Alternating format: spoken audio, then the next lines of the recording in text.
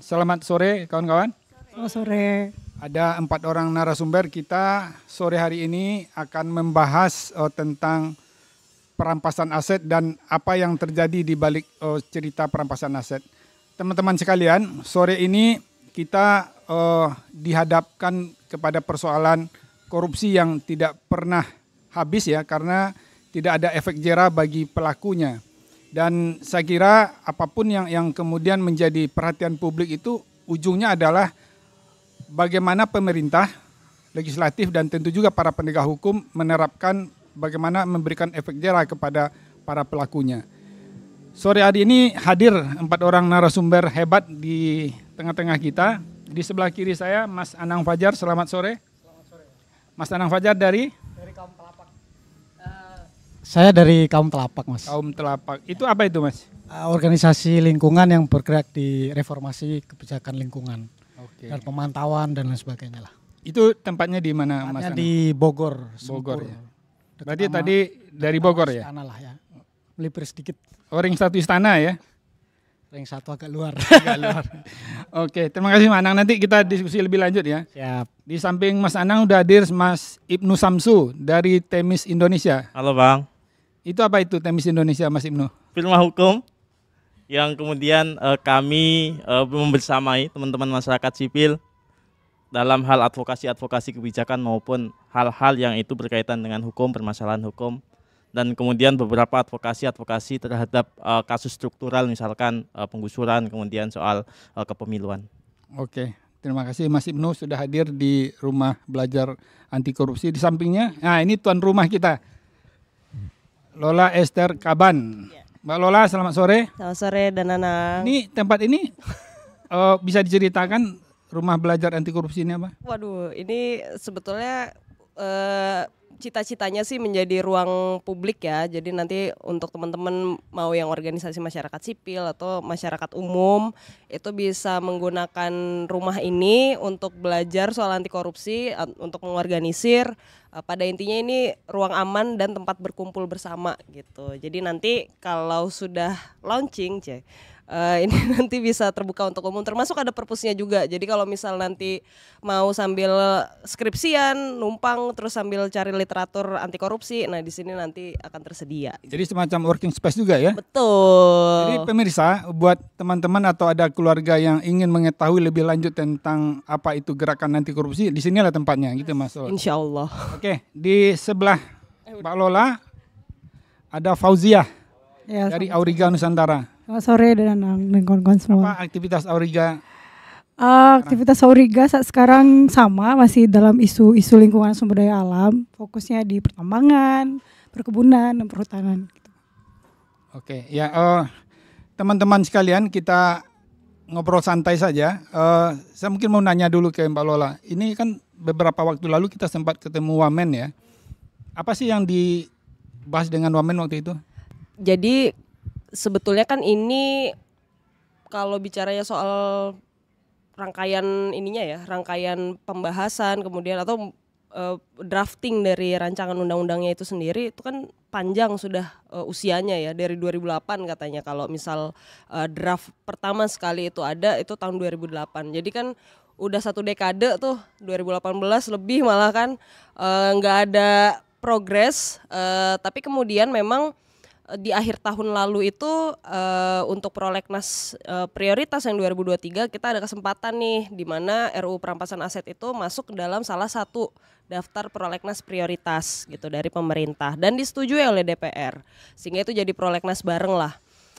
Tapi 5 bulan kemudian, yang mana itu sekitar bulan Mei gitu ya, April Mei itu kok belum ada progres gitu. Artinya dari sisi pemerintah pun itu belum ada surat presiden yang ketika itu belum dikirim. Nah kemudian dikirimlah surat itu kayaknya mungkin sekitar 4 Mei 2023. Catatan saya 4 Mei 2023. Oh iya, 4 Mei ya, berarti terkonfirmasi 4 Mei 2023. Nah, tapi dari 4 Mei 2023 itu sampai paling tidak anggaplah per hari ini gitu ya, Agustus tanggal 9 itu belum ada progres lagi tuh di DPR. Nah, jadi untungnya kemarin kita ada kesempatan untuk audiensi dengan Wamenkumham untuk menyampaikan tentu saja dorongan gitu dan kekhawatiran. Karena kan ya nggak bisa dinafikan ya, kayak bentar lagi tuh akan pemilu gitu. Dan ini macam-macam lah, teman-teman juga pasti kan mantau ya gimana perubahan situasi dan lain-lain. Khawatirnya karena RUU ini ya paling tidak kalau dari catatan di ICW ini akan menguatkan upaya pemberantasan korupsi. Asumsi kami kalau misalnya DPR itu agak enggan, coba deh kita diskusi dengan pemerintah apa kira-kira tantangannya gitu. Kemarin sempat sharing, memang ada beberapa poin tapi pada intinya ya bolanya sekarang ada di DPR gitu. Nah, itulah yang kemudian kita pikir ya sudah kalau memang ada kesamaan frekuensi gitu ya, ada kesamaan concern, kekhawatiran, ya mungkin kita bisa bareng-bareng dorong. Bolanya ada di DPR sekarang. Setelah Bolanya ada Supres diserahkan oleh Presiden ya. Betul. Dan DPR ya itu kan dia sempat pas paripurna awal itu setelah mereka selesai reses yang tempo hari itu kan nggak lolos di paripurna gitu. Nah, jadi kayak lah ini gimana sih waktu kemarin-kemarin dibilang bola di pemerintah begitu, pemerintah udah kirim surat presiden, DPR-nya juga diem aja gitu. Mungkin teman-teman koalisi ada kekhawatiran Mas Anang ya, mungkin 2 bulan ke depan akan sibuk dengan calon presiden ya yang akan mendaftar pemilu. Kemudian teman-teman koalisi juga mungkin perhatiannya akan terpecah gitu. Kira-kira kaum telapak ya, dalam hal ini ikut sebagai koalisi dalam mendorong RUU perampasan aset ini, apa yang sudah disiapkan teman-teman di Bogor? Kalau secara ini ya kita ngelihat secara outlook ini kan ini tinggal hitungan berapa bulan lagi nih. Kalau ngelihat catatan dari KPU sendiri kan November itu sudah masuk masa kampanye. November besok ini kan. Artinya kalau mau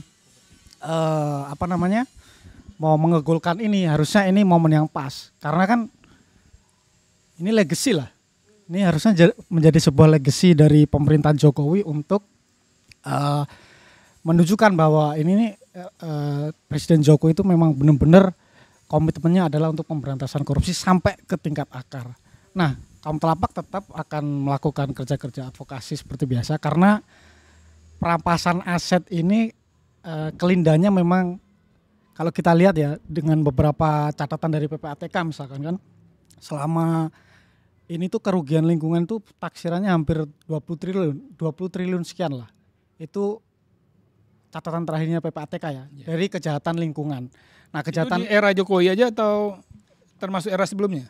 Bukan, ini di catatan terakhirnya PPATK. Kalau catatan panjangnya saya kurang begitu ini. Tapi kalau kita lihat nilainya, secara nilainya, ini kan yang paling mudah kan memang lingkungan, Mas. Jadi yang ini kan, dan ini termasuk kejahatan yang super malasnya kalau bahasa hukum itu sangat-sangat jahat sekali kan ini. Dan mereka ini yang mengambil dari tindak pidana dari hasil kejahatan lingkungan ini kan kenapa jahat kan mikirnya enggak intergenerasi. Dia hanya mikir buat diri sendiri, buat keluarganya, buat koleganya tanpa memikirkan generasi selanjutnya, anak cucu kita dan lain sebagainya. Sedangkan intinya korupsinya jalan terus, tidak ada pencegahan dan lain sebagainya. Yang kita tekankan saat ini adalah bagaimana ini menjadi critical mass bagi seluruh masyarakat bahwa RUU perampasan aset ini memang genting, urgent. Begitu ya. Jadi kaum telapak arahnya ke sana. Dan untuk mendukung hal tersebut ya kita sebagai organisasi masyarakat sipil ya terus ikut melakukan penyadaran melalui kampanye terutama ya. Terutama kita menggait bagaimana membangun kesadaran melalui advokasi di media sosial dan lain sebagainya. Ya kita sama-sama lah sama teman-teman ini. Tapi dengan angle yang berbeda. Kalau kita angle-nya lebih ke kaum telapak dari dulu kan memang dia lebih fokus ke pemantauan soal environmental crimes lah, kejahatan lingkungan yang ujung-ujungnya juga pencucian uang, illicit financing, pembiayaan gelap dan lain sebagainya. Itu sih kalau Jadi agak sekilas. nyambung ya sama teman-teman Auriga nih yang Oh juga iya, fokusnya salah satu core bisnisnya di lingkungan hidup dan Keren. sumber daya alam ya. Keren kita. Ya, gimana teman-teman Auriga melihat advokasi dari koalisi besar ini untuk mendorong perampasan aset yang lebih komprehensif gitu?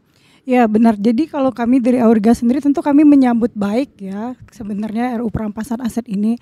Namun kan disayangkan prosesnya yang belum gol-gol juga sampai sekarang. Sama dengan kaum-kaum dari teman-teman dari kaum telapak gitu, penegakan hukum lingkungan ini kita kan nggak bicara soal pelakunya saja, tapi juga dampak dari lingkungan itu sendiri. Nah pemulihan lingkungan ini memerlukan aset itu gitu, memerlukan beban yang ditanggungkan kepada pelaku gitu. Nah, perampasan aset ini menurut kami adalah solusi agar pemulihan lingkungan sebagai tujuan dari penegakan hukum lingkungan itu bisa tercapai dan begitu sih. Nah, kalau Temis nih melihat kan tadi Mas Ibnu bicara advokasi ya terkait dengan kepentingan baik dah. publik ya. Kira-kira kalau dibandingkan ya dengan era-era pemerintahan sebelumnya nih, kalau kita lihat kejahatan lingkungan itu dampaknya selain lingkungan rusak ya juga banyak terjadi kriminalisasi ini terhadap aktivis lingkungan. Ya tidak cuma aktivis lingkungan tapi juga teman-teman petani, nelayan. Kemudian baru-baru ini ya kita juga mendengar ya bagaimana teman-teman di Jambi ya, ibu-ibu yang lagi mempertahankan haknya dan kemudian di Padang ya waktu itu juga ada serombongan masyarakat dari Aribangis yang kemudian dipersekusi ya ketika lagi istirahat di masjid pula gitu. Dan bagaimana Temis Indonesia melihat advokasi teman-teman berkaitan langsung dengan perampasan aset juga? Oke.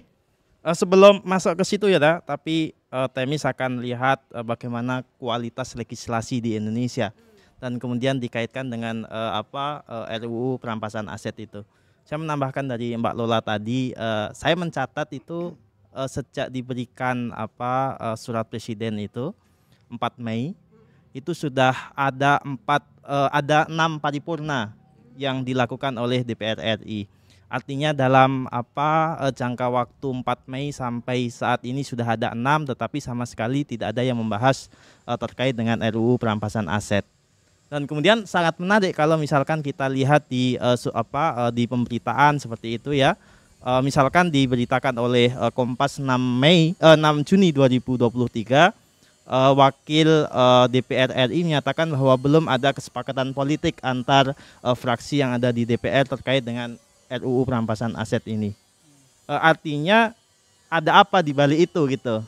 Apa kompromi politik yang dimaksud oleh wakil ketua DPR itu kan? Kemudian sangat menarik juga kalau misalkan kita lihat Menko Polhukam dulu saat dengar pendapat dengan Komisi 3 dan kemudian bicara soal RUU perampasan aset, Ketua Komisi 3 si Pak Bambang Pacul mengatakan kalau misalkan ingin ini segera disahkan, Menko harus hadap tuh sama ketua partai gitu. Nah itu kan sangat menarik dah kalau misalkan kita lihat di situ.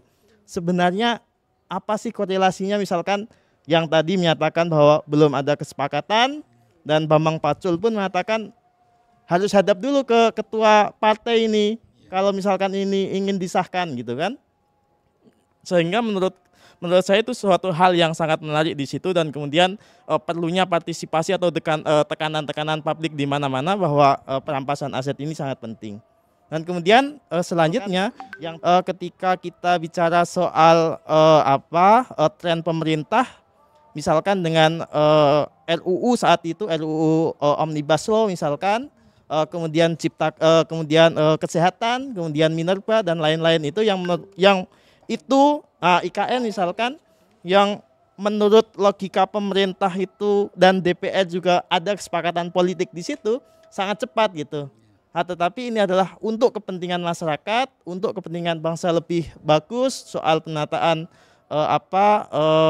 aset negara, kemudian bagaimana TPPU bisa kita tracking sampai sedalam-dalamnya misalkan, itu nggak disentuh sama sekali. Artinya ada legislasi yang diskriminatif di situ.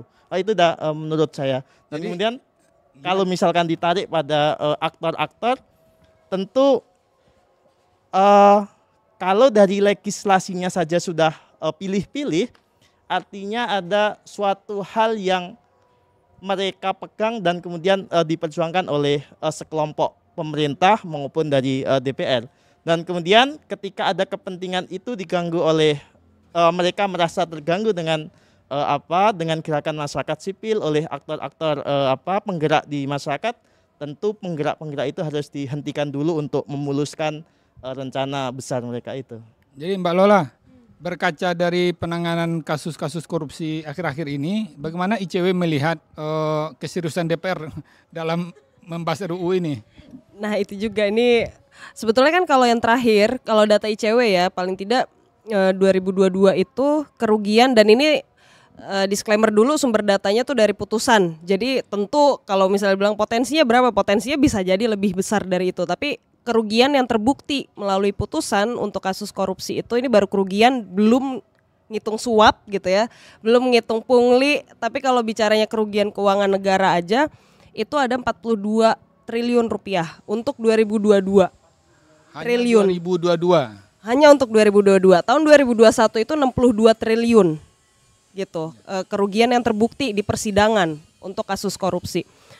Dan itu dari sekitar 2.249 terdakwa untuk tahun 2022 gitu. Jadi besar nilainya, dan lagi-lagi disclaimernya itu belum, kalau ngitung potensi ya tentu bisa lebih besar dari itu. Tapi itu saja yang sudah terbukti dari putusan pengadilan itu nilainya sudah 42 triliun rupiah gitu. Itu berapa banyak anggaran KL itu bisa di cover dengan itu ya.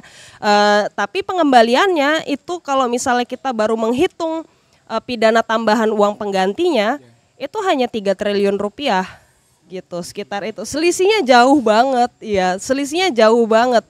Jadi kita masih menganggap bahwa ya memang kalau misalnya undang-undang yang sekarang, misalnya dari undang-undang Tipikor, undang-undang TPPU ada sih peluangnya, tapi itu udah termasuk aset pemulihan dari hasil kejahatan itu belum?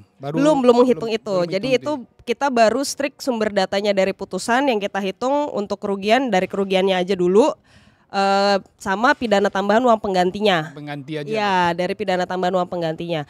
Untuk TPPU sendiri jumlahnya itu hanya 500-an miliar rupiah ya kalau nggak salah yang dikenakan TPPU, dan itu hanya jumlahnya 28 terdakwa. Jadi dari 2.249 terdakwa yang terpantau putusannya cuma 28 terdakwa yang dikenakan TPPU gitu. Jadi gapnya emang tinggi banget gitu. Nah asumsinya kalau misal ada RUU perampasan aset ini, dia kan memfasilitasi lah semua norma-norma yang tersebar di beberapa peraturan, di beberapa undang-undang seperti undang-undang Tipikor, undang-undang TPPU itu ke dalam satu tempat gitu. Kalau norma yang berlaku selama ini kan perampasan aset atau katakanlah pengembalian beban kerugian itu masih pakai norma hukum pidana gitu kan. Iya, kalau betul. yang RUU ini gimana nanti? Nah, jadi ini juga salah satu keunikan yang ditawarkan dari RUU ini, dan ini sebetulnya kalau dari sisi praktik bukan sesuatu yang baru karena di negara-negara lain itu juga udah mulai dilakukan gitu ya. Dia menggunakan pendekatannya perdata nih untuk gugatannya gitu. Jadi membuka peluang untuk melalui jaksa pengacara negara gitu ya. Kalau dalam RUU perampasan aset yang draft terakhir itu untuk mewakili negara dan asumsinya juga masyarakat gitu ya untuk menarik aset tersebut gitu. Nah itulah yang kemudian karena kita melihat bahwa ternyata kalau pendekatan hukum pidana kurang optimal ya gitu. Jadi ini ditawarkan melalui RUU ini juga dibukalah peluang, dibukalah kesempatan untuk negara melalui jaksa pengacara negaranya itu menggugat aset-aset ini yang diduga aset dari hasil keuntungan kejahatan. Betul, dan dia juga dari kejahatan itu bisa dirampas. Iya, jadi lingkupnya pun lebih luas gitu. Jadi bukan cuma hasil kejahatannya tapi yang diduga digunakan gitu, yang diperoleh. Jadi termasuk misalnya ternyata diubah bentuknya gitu ya. Tadinya ini mirip pencucian uang sih. Jadi misalnya saya dapat uang 1 miliar, saya ubah jadi saya mau buka usaha saya jadiin modal gitu. Modal usaha sampai keuntungan dari usaha itu juga sebetulnya bisa ditarik gitu. Harusnya seperti itu. Nah, jadi melihat peluang peluang signifikansi dampak yang ditawarkan dari rancangan undang-undang ini ya kita tentu mendukung gitu, karena melihat kalau pendekatannya pidana aja kok ternyata kurang ya gitu. Kalau dari rancangan undang-undang yang sudah disampaikan oleh pemerintah ya ke DPR itu, Auriga nih, saya melihat pernah ada kajian ya tentang rancangan undang-undang ini. Apa catatan dari Auriga terkait RUU ini? Kalau catatan Auriga sendiri, yang kurang menurut kami dari RUU perampasan aset itu adalah mekanisme dari pengelolaan aset gitu. Kan kita bercita-cita untuk perampasan aset ini sebagai perubahan kultur penegakan hukum yang dari orang menjadi aset begitu. Nah, ketika misalnya kita sudah bisa memulihkan aset itu, lalu pengelolaannya bagaimana? Siapa yang mengelola? Aset itu mau diapakan dan bagaimana begitu.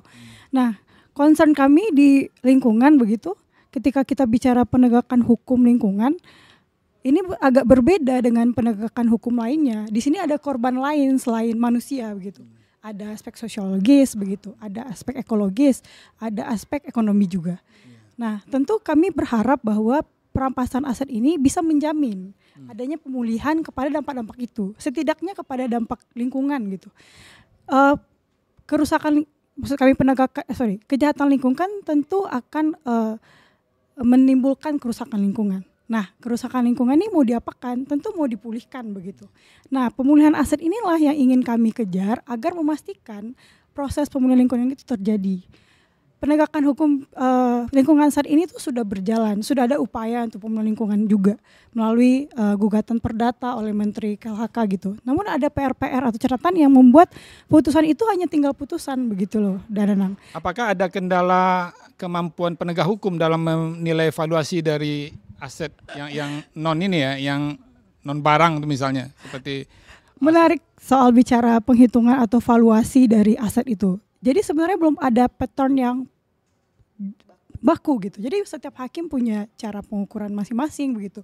Nah, kalau menghitung kerugian lingkungan kan kalau dalam Undang-Undang Lingkungan Hidup itu dihitung oleh ahli lingkungan. Nah, kadang itu menjadi panduan bagi jaksa untuk menuntut adanya ganti kerugian pemulihan lingkungan. Namun tidak semua hakim yang juga menerapkan valuasi itu begitu, udah. Boleh. Jadi jangan menunggu pertanyaan juga boleh.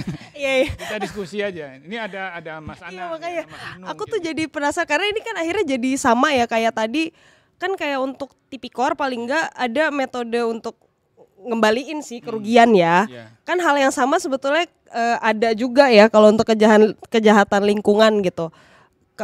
Gimana sih itu potretnya selain tadi yang soal hakimnya sendiri punya metode penghitungan yang berbeda, tapi kayak kalau misalnya pemulihan ekologis kan ada tuh yang kayak reklamasi gitu ya. Nah itu gimana sih, nggak tahu deh teman-teman teman-teman kaum sama Auriga pemantauannya. Kalau sepengamatan kami gitu, jadi nanti biasanya kalau kasus lingkungan itu bisa dituntut secara pidana dan perdata. Biasanya untuk menghitung kerugian itu biasanya Menteri Lingkungan Hidup akan meminta biaya ganti rugi kepada pelaku begitu. Jadi jalurnya perdata gitu, Mbak. Nah, yang menghitung itu nanti di dalamnya kan ada biaya, misalnya harus ada biaya pemulihan, biaya reboisasi, itu harus dihitung sebenarnya. Kayaknya itu cara untuk menghitung gitu. Itu kan hal yang bisa diukur, tapi ada beberapa hal yang tidak bisa diukur begitu. Nah, itu jadinya jadi PR kita bersama juga, bagaimana caranya menghitung hal-hal yang tidak diukur agar bisa kembali begitu. Jadi harus ada pedoman yang standar gitu ya, Ya, begitu. sehingga penegak hukum itu bisa menerapkan aturan hukum yang sama. Gitu. Nah, karena menarik juga sebenarnya Danang, kalau orang bicara perampasan aset kan kadang kita dalam pikiran kita akan dimiskinkan gitu kan. Padahal kan tidak seperti itu ya. Maksudnya harus ada keterbukaan dan harus ada hitung-hitungannya, aset mana yang akan dirampas. Lalu misalnya yang akan dirampas itu adalah alat yang digunakan untuk melakukan perbuatannya, lalu hasil dari tindak pidananya. Tapi saking kesalnya masyarakat kan miskin kan koruptor. Gitu. Tapi walaupun kata-kata itu tujuannya untuk memberikan efek jerah, tapi keadilan itu tetap harus tegak. Ya. Kalau kaum telapa ini melihat nih pengalaman monitoring selama ini, kira-kira apa sih yang menjadi kendala DPR nih? Kayaknya tarik ulur aja. Ini kalau saya tidak salah lihat di catatan ya, sudah hampir 8 kali ya ini diusulkan gitu ya. 8 kali kalau nggak salah ya. Kira-kira gimana Mas Anang melihat ini? Ini harus analisisnya agak helikopter ini Mas Iya. kayaknya. Ya artinya sebagai ini ya, kita sebagai masyarakat Ya tentu- kalau sebagai masyarakat ya tentu ini kan kita mikirnya kalau catatan PSHK kemarin kan lihat KPI-nya DPR ini kok rendah sekali dalam mengegulkan undang-undang tiap tahun. Saya lupa catatannya berapa. Jadi tiap tahun kan mereka punya program legislasi nasional.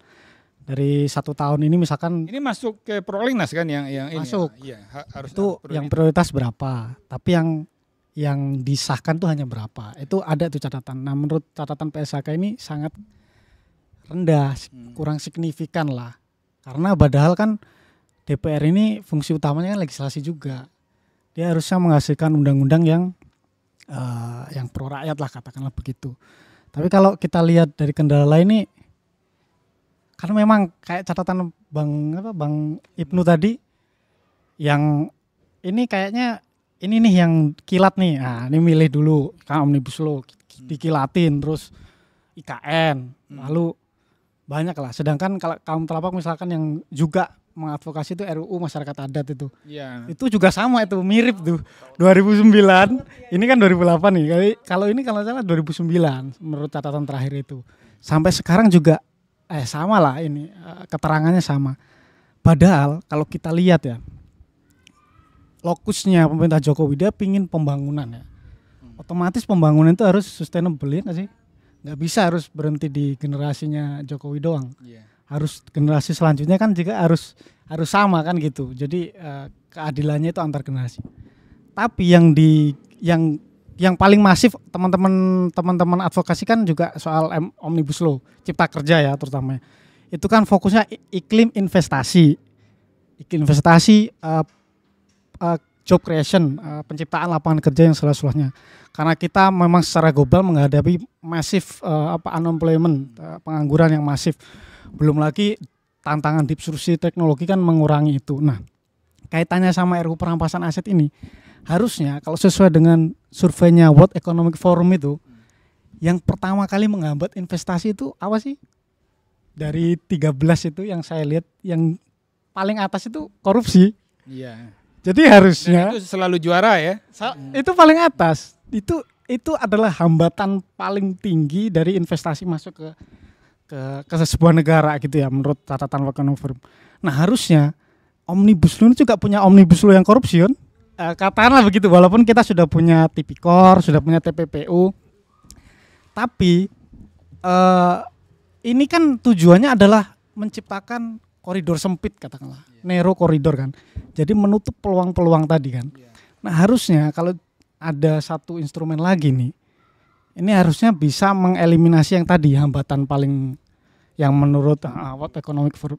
Jika pemerintah udah melihat lah, katakanlah tadi udah ada surprise, tapi apakah DPR melihat? Nah, Ya, kan sekarang kita membahas nih, surprise sudah meluncur nih ke DPR. Tapi kayaknya DPR tidak serius nih. Nah, muncul pula istilah ya, kata Bambang Pacul. Nah, mungkin kita Korea-Korea nih ngurusin ini kalau ketua partai nggak setuju gitu. Korea berat. Ya. Mas Ibnu melihat ini gimana nih? Apakah RUU ini menjadi ancaman sama DPR atau gimana sampai dianggap tuh orang-orang selevel Bambang Pacul nggak mampu membuat ini menjadi undang-undang gitu? Ya itu disampaikan oleh Bambang Pacul tuh ketika dia bilang ada 2 RUU, satu RUU pengurangan uang kartal dan kemudian RUU perampasan aset. Kalau uang kartal ini ada pembatasan, bagaimana Korea ini akan menjadi terpilih lagi? Kan pernyataannya seperti itu. Artinya ya kita udah bisa membaca lah bagaimana makna itu kita sudah tahu. Dan kemudian yang kedua berbicara soal kualitas legislasi lagi, kita lihat di RUU Omnibus Kesehatan itu, RUU Kesehatan itu, yang bagaimana kegigihan pemerintah itu ya mengawal itu sampai tuntas. Bahkan ketika RUU Omnibus Omnibus Law yang Cipta Kerja, pasca putusan MK, pemerintah misalkan dari Menko Perekonomian dan kemudian ada Menko Polhukam juga langsung menyatakan apa pandangan pemerintah saat itu karena sangat membentengi RUU yang mereka batalkan itu kan. Menjadi pertanyaan saat ini KL atau kementerian lembaga yang ada itu ya kita lihat walaupun bola itu ada di DPR tetapi bagaimana kegigihan juga dari pemerintah kalau misalkan ini benar-benar gigih. Ya, oke, jadi kalau ini kita melihat ini semuanya lempar batu sembunyi tangan gitu. Iya, benar. Ya, makanya kita lempar rame-rame ya. biar ini ada gerakan ya dari pemerintah dan DPR untuk tidak sekedar melayangkan dokumen saja. Iya. Gimmick untuk mulai ini menggait suara-suara ya. Mungkin teman-teman muda perlu juga memahami kenapa teman-teman koalisi kemudian mendorong RUU ini segera diundangkan karena memang selain kita ingin ada efek jera bagi pelaku korupsi ya. Terakhir ya kita lihat ya ada orang partai keluar dari penjara kemudian disambut oleh partai seperti pahlawan pulang perang gitu. Dan ini sebenarnya kayak ngeledekin teman-teman ICW, teman-teman koalisi ya bahwa segitu doang gitu. Jadi teman-teman kita juga ingin mendengarkan kira-kira nih menurut ICW ya Mbak Lola efektif nggak sih undang-undang ini kalaupun misalnya mereka menyegerakan ini diundangkan gitu. Ya, jadi memang yang menarik dari RUU ini kan dia mungkin bahasa paling sederhananya dia nggak akan berlaku kalau orangnya masih ada nih. Kalau misalnya masih ada, syaratnya adalah ada dugaan aset itu belum sepenuhnya ditarik gitu ya, masih ada aset-aset yang belum penuh dalam tindak pidana asalnya itu ditarik, kemudian itu bisa diproses. Kondisi lainnya adalah ya kalau misalnya orangnya meninggal gitu ya atau melarikan diri itu bisa nih RUU perampasan aset ini berjalan secara lebih otomatis mungkin kurang lebih gitulah ya gampang bahasanya. Tapi kembali lagi ini kan sebetulnya aku nggak mau bilang suplemen juga sih karena memang dia punya potensi yang besar ya kalau misalnya diterapkan tapi dia bisa menjembatani itulah tadi yang bahasanya Mas Anang kan dia mempersempit celah-celah orang untuk melakukan penyalahgunaan gitu ya melakukan penyelewengan gitu jadi ini akan membantu gitu kalau misalnya memang dan yang perlu diingat juga kan dia bukan cuma tipikor nih si RUU perampasan aset ini dia akan bicara lingkungan kemudian soal narkotika juga bisa kejahatan-kejahatan terorganisir lah gitu terorisme pencucian uang termasuk perdagangan orang gitu jadi range-nya tuh luas banget sehingga tidak seputar tindak pidana korupsi iya, aja. bukan hanya korupsi aja mungkin karena selama ini ekspos terhadap isu korupsi memang agak lebih besar gitu sehingga orang mengasumsikan bahwa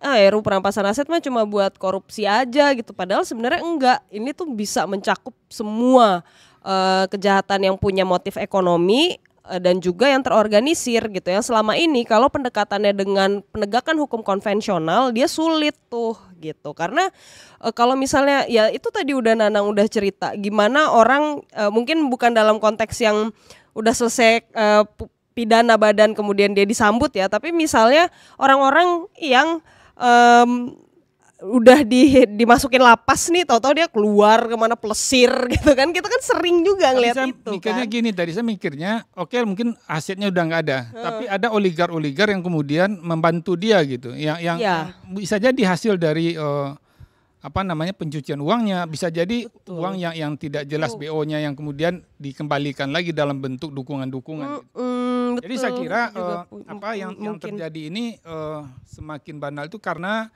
memang negara ya tidak serius mungkin ya dalam memberikan hukuman.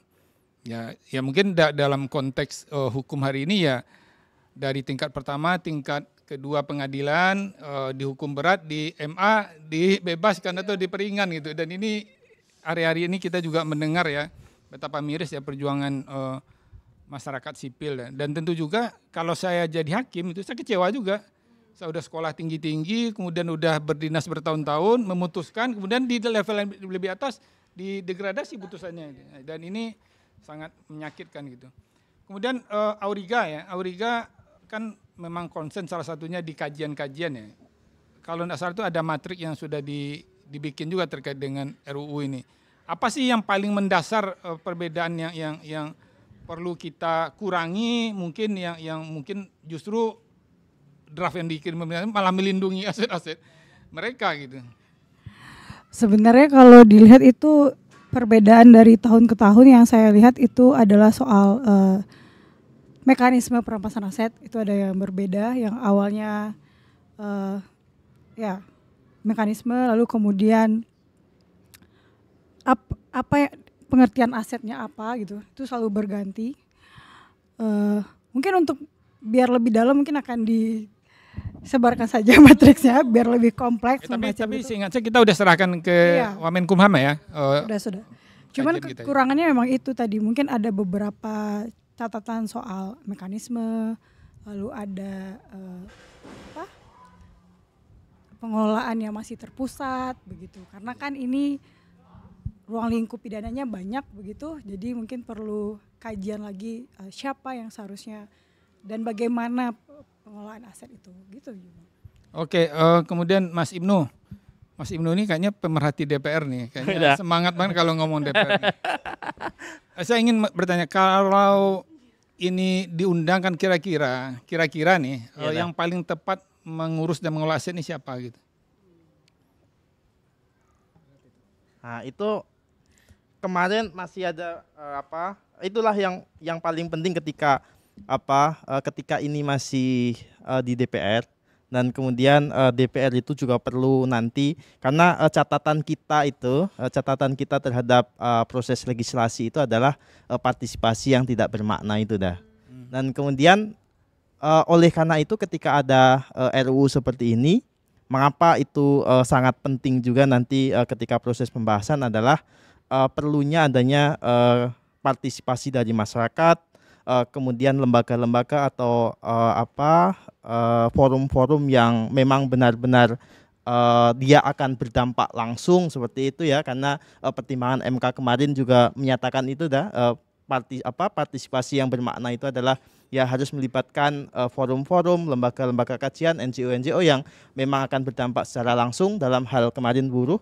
Dan kalau misalkan saat ini kan masih ada perdebatan di tengah jalan, apakah perampasan aset ini misalkan yang pengelolaannya ada di kejaksaan, kemudian apakah ada di Kementerian Keuangan, itu tentu perlu kajian-kajian yang sangat dalam bagi saya, sehingga ini menjadi rumusan yang tepat gitu ya, dan kemudian efektif untuk kedepannya. Karena saya membayangkan ketika ada RUU ini tentu anggaran juga harus diperhatikan, karena aset ini kan ada yang aset bergerak, aset yang tidak bergerak gitu ya. Contoh misalkan ada mobil gitu misalkan dirampas, akan kepada satker siapa yang harus merawat mobil itu kan? Ketika mobil itu tidak dirawat tentu akan rusak seperti itu. Jadi nilai-nilai ekonomisnya ya.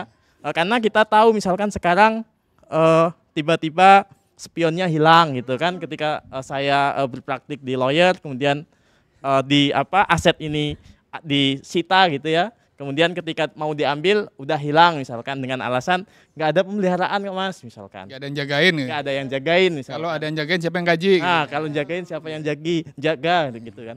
Tentu kalau misalkan ini asetnya, kita misalkan lihat asetnya adalah perusahaan besar gitu ya, dan kemudian alat-alat berat gitu.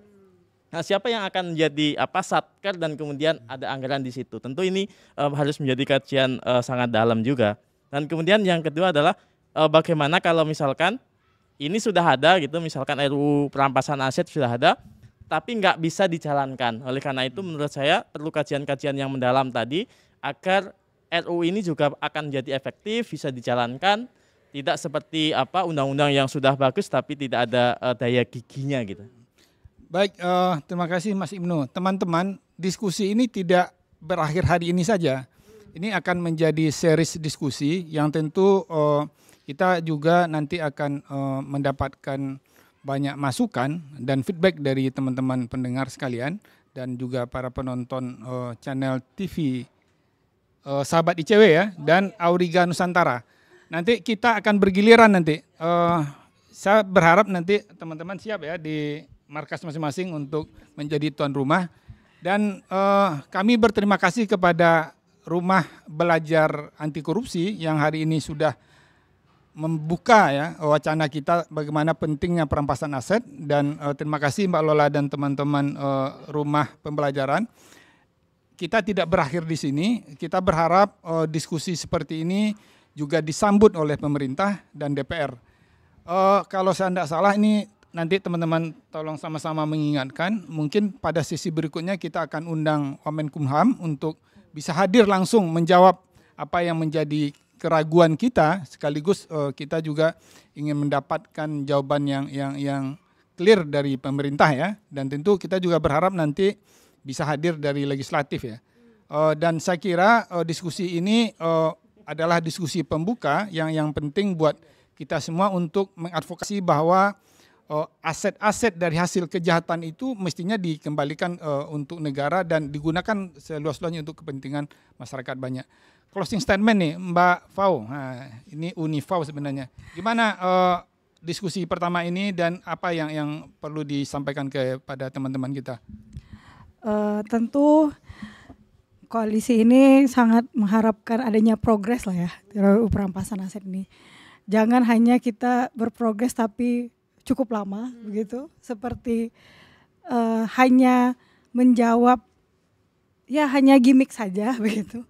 Ya kita tentu berharap bahwa RUU perampasan aset ini bisa dibahas di DPR atau bahkan bisa disahkan begitu, dengan catatan menyempurnakan materi-material yang di dalamnya, agar penegakan hukum yang saat ini hanya berfokus kepada pelaku atau perubahan perilakunya bisa berpaling gitu atau berpindah arus ke aset dari hasil tindak pidana itu sendiri. Itu dari Auriga. Oke, terima kasih Unifau. Mana Lola? Selaku tuan rumah kita untuk kegiatan pertama kita ya.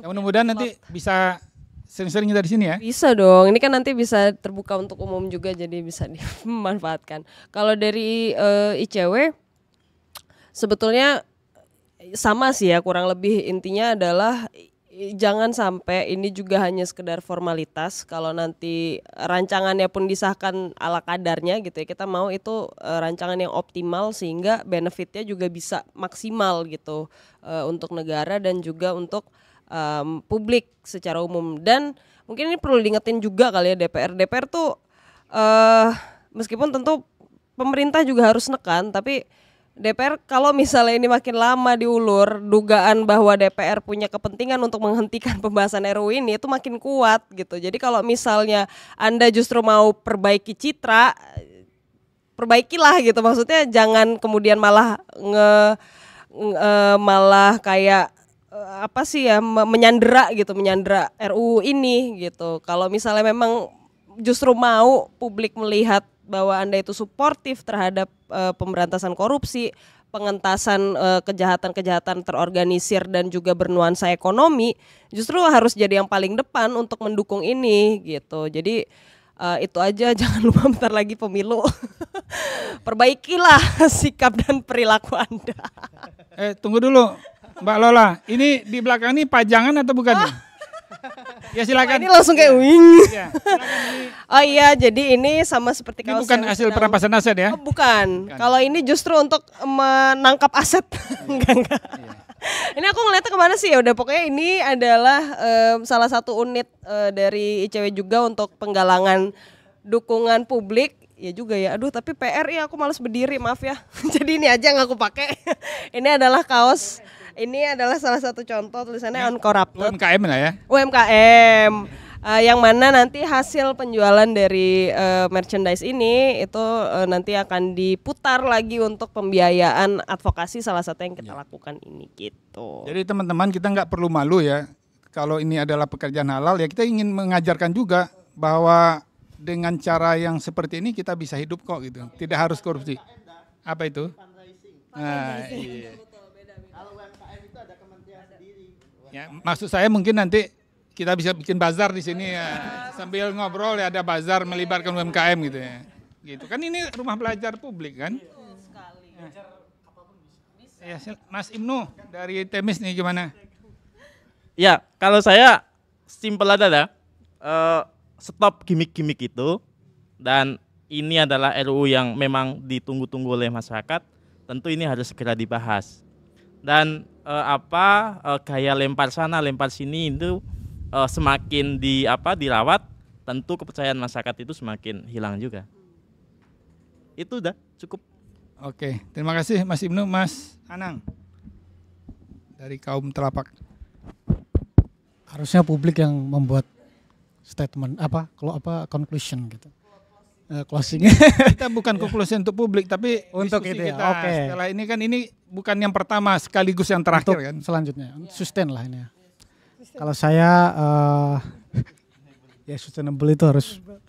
Kalau saya tuh ingat masyarakat semua publik, korupsi itu bukan hanya musuh KPK, tapi musuh kita semua.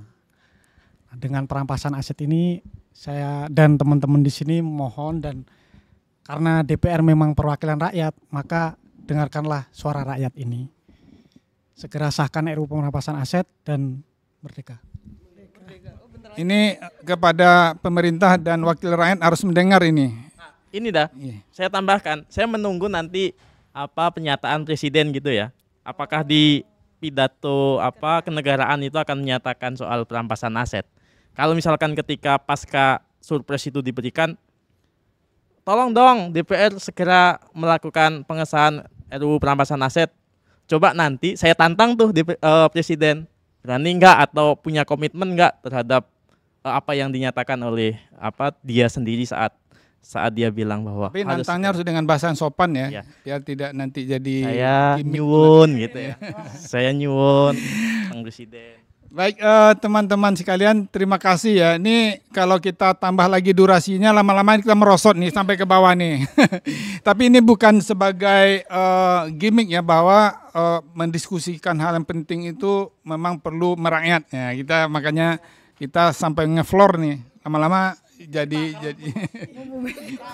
jadi sama dengan rumput. Baik teman-teman sekalian, terima kasih Fauziah dari Auriga Nusantara, Mas Ibnu dari Temis Indonesia, Mas Anang Fajar dari Kaum Telapak, dan Mbak Lola nih. Terima kasih juga teman-teman Rumah Belajar Anti Korupsi. Mudah-mudahan kita bertemu lagi di sesi diskusi berikutnya. Kalau teman-teman masih ingin pantengin YouTube Auriga Nusantara dan YouTube Sahabat ICW, nanti kita akan mainkan juga di Temis Indonesia dan Kaum Telapak ya. Dan ini sekali lagi saya sampaikan bukan diskusi pertama sekaligus yang terakhir. Ini akan ada seri diskusi dengan menghadirkan narasumber-narasumber yang berkompeten.